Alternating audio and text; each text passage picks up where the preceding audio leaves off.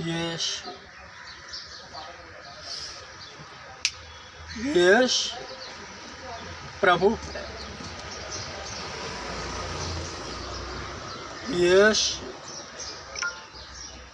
परमेश्वर का पुत्र है।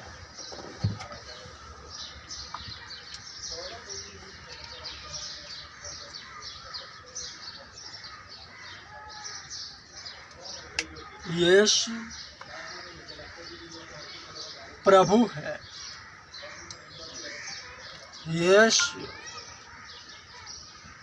परमेश्वर का पुत्र है।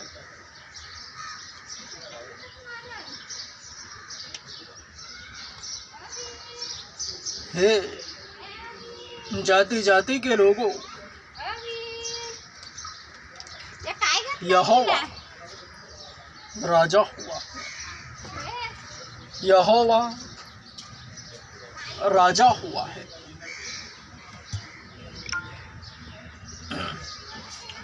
पवित्रताएं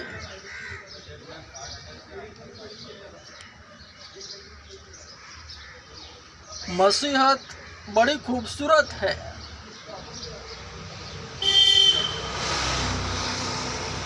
और यह खूबसूरती मसीहियों के इर्द गिर्द दिखाई पड़ती है। सताव, विरोध,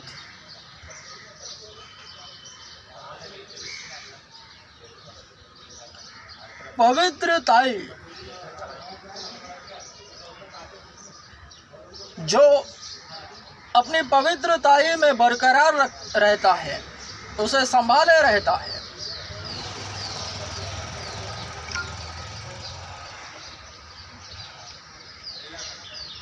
यीशु मसीह की तरह हर एक मसीही का जन्म होता है।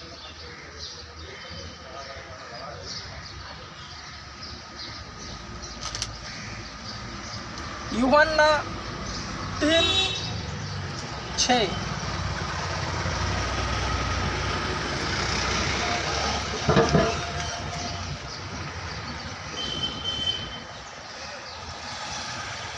यूहन्ना रचित सुसमाचार अध्याय 3 वचन 6। जो शरीर से जन्मा है वह शरीर है, और जो आत्मा से जन्मा है वह आत्मा है। यह देह शरीर से जन्मता है,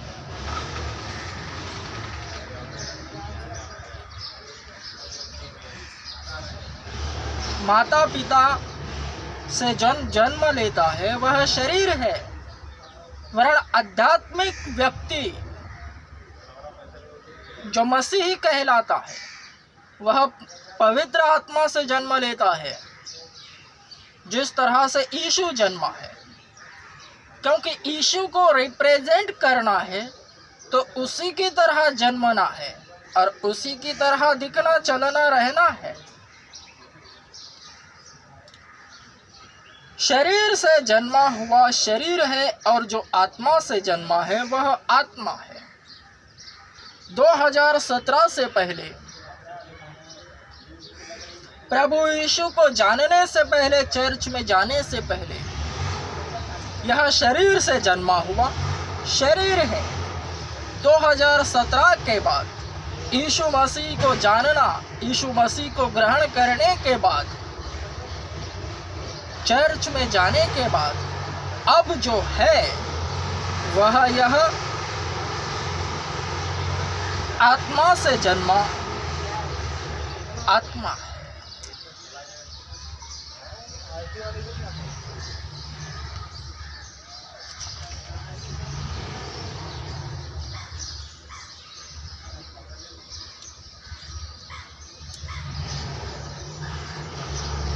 यही अध्यात्म है।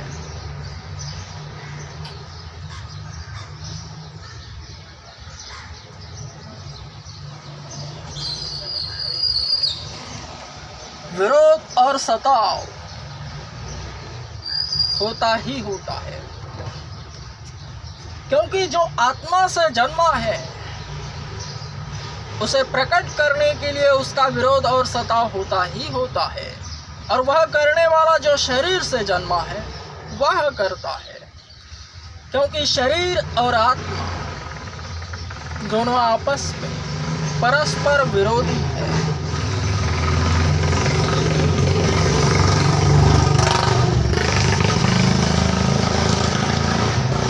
शरीर पाप से भरा है,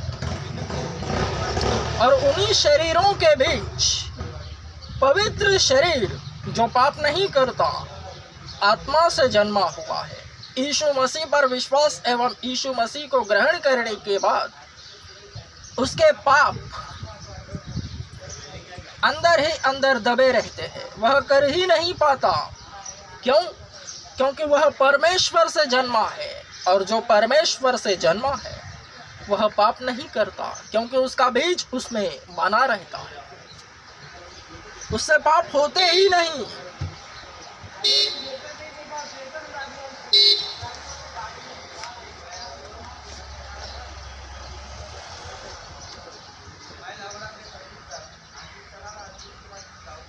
झोल क्या है?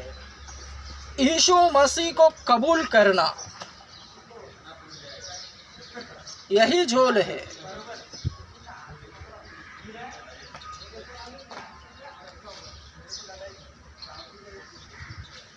जो यीशु मसीह ने दृष्टांत कहा है कि बीज रूपी दृष्टांत 30% फल लाना, 60% और 90%, वह उसे कबूल करने पर ही सिद्ध होता है। 30% वाला अगर है तो वह अपने नगर मोहल्ले, अपने एरिया के बाहर नहीं जाएगा।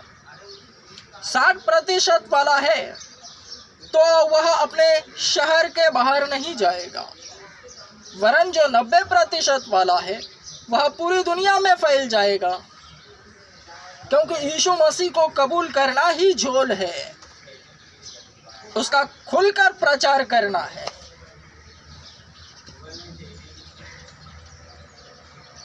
आत्मा स्वयं आत्मा में होकर अपनी ही गवाही देता है। इस वक्त सब कुछ, मैं तो मिट चुका हूँ, मैं हूँ कहाँ, मेरे मैं भी मैं नहीं रहा, मैं तो मर चुका हूँ। अब जो जीवित हूँ वो उसके लिए, यीशु मसीह के लिए, जिसने मेरे लिए जान दी। वह मरा और मुझ में जी उठा है।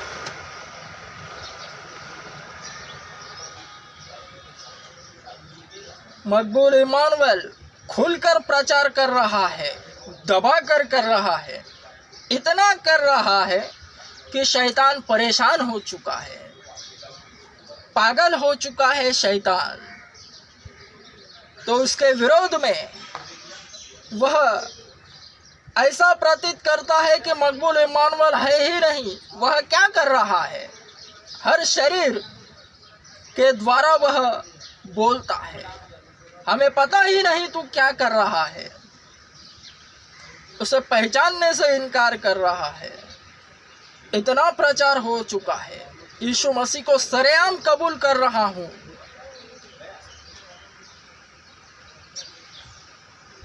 यही झोल है कि उसे कबूल करना है, और कितना कबूल करता है उस हिसाब से 30%, 60% और 90% फल रखे हुए हैं, प्रतिफल।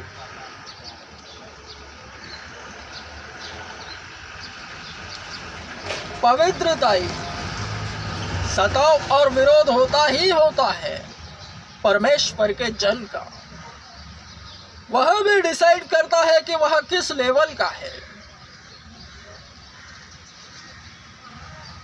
जो पवित्र पवित्र पवित्र ही नजर आता है, जिसे रिप्रेजेंट करता है वह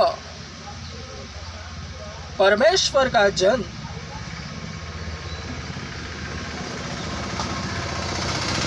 उसे होने वाला सताव और विरोध, जब वह पवित्रताई में ही है शुरुआत में, और जो पवित्रताई में है उसका सताव और विरोध होना अनिवार्य है और होता ही रहता है।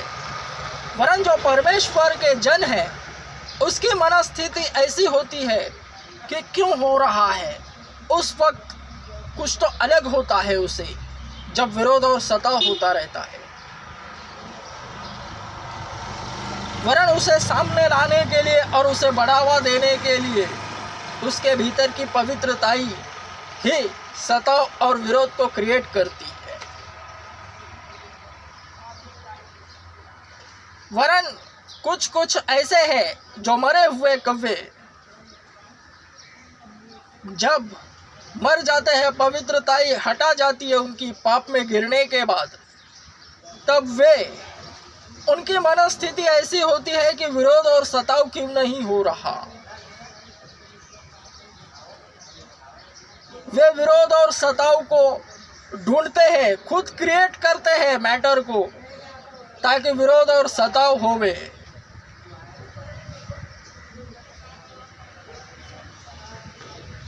जिसके कान हो वह ध्यान से सुने।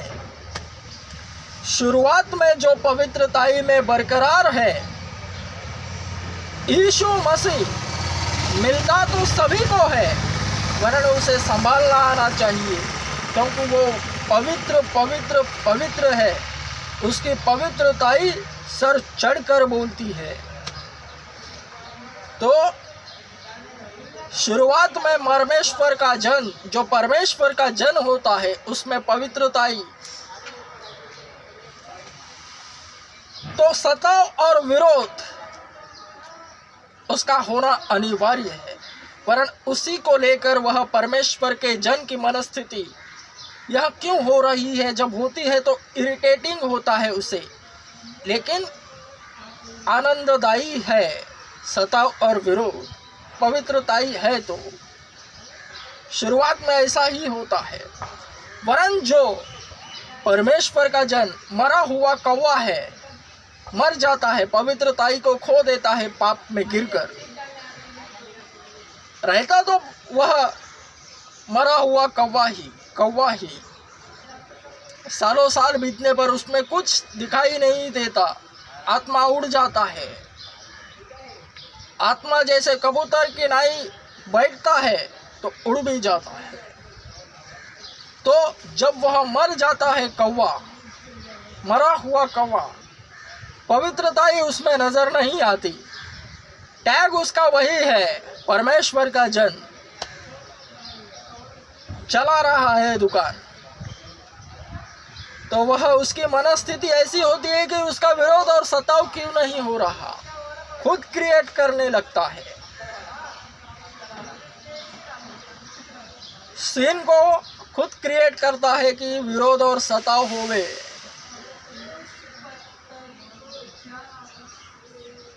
ऐसा भी होता है जब कोई नवा आता है, परमेश्वर में बढ़ने लगता है, उसी की कलीसिया में, उसी के सामने, नवे को तो कुछ नहीं पता, लेकिन जो जुना हो चुका है, स्वयं कौवा मर चुका है, उसकी पवित्रताई को वह नवा है विश्वासी, वह तो अपने विश्वास में बढ़ रहा है, पवित्रताई में, उसे कुछ नहीं पता नवे को। लेकिन यह मर चुका है, इसकी मरी हुई मरा हुआ विश्वास सब इरिटेट करता है, घृणित लगता है वो नवे विश्वासी को, भले उसे न पता हो, वरन उसके अंदर जो पवित्रताई है उसे सब कुछ पता है। अगले के भीतर जो पवित्रताई है वह पिछले की गिरावट, पापक वृत्ति को जान जाती है और उससे घृणा करने लगती है। तो वही घृणित स्वभाव वह पिछले जो मरा हुआ कौवा है, उसे ऐसा लगता है कि यह विरोध कर रहा है, सताव कर रहा है। मरा हुआ कौवा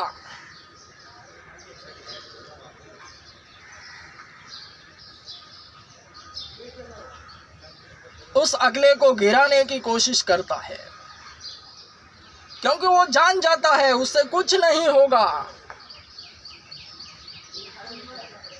उसे मौका मिलता है दुरुस्ती का, सुधरने का, कि उस अगले में अपने पिछले जीवन को सुधारे कि वह किस तरह से गिरा है, अगले को संभाले, उसे मार्गदर्शन करे।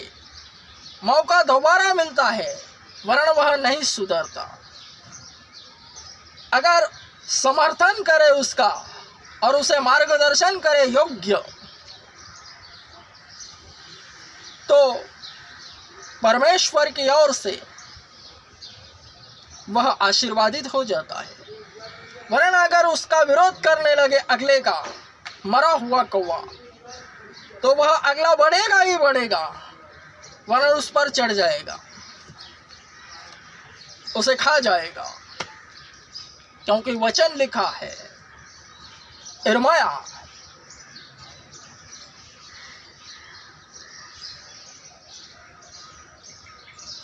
मरी हुई कलीसियाओं पर चढ़ जाओ।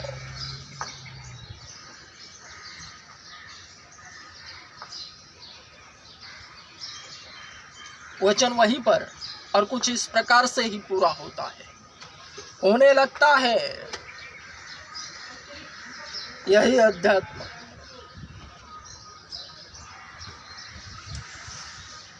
क्योंकि 10 कवारियां हैं, 5 और 5 मूर्ख, 5 निर्बुद्ध बुद्धिमान और 5 मूर्ख तेल को संभाले रखती है। कुप्पी में जो तेल भरा होता है, ताकि जब दुल्हा आए उसके साथ चली जाए। 10 कवारियों को पता है कि ऐसा ऐसा होगा, दुल्हा आएगा, उसके साथ जाना है, इंतज़ार करना है। वरना 5 मूर्ख तेल को खत्म कर देती है। वरना 5 सयानी होती है, दुल्हा आते ही उसके साथ निकल लेती है। तेल को संभालना है। मसीह का अर्थ अभिषिक्त है। अभिषेकित तेल को संभाले रखना है।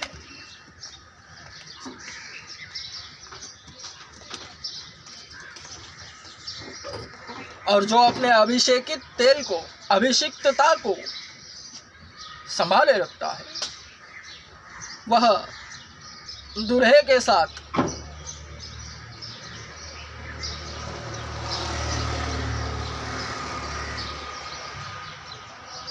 आसमान पर, जन्नत में उठा लिया जाता है।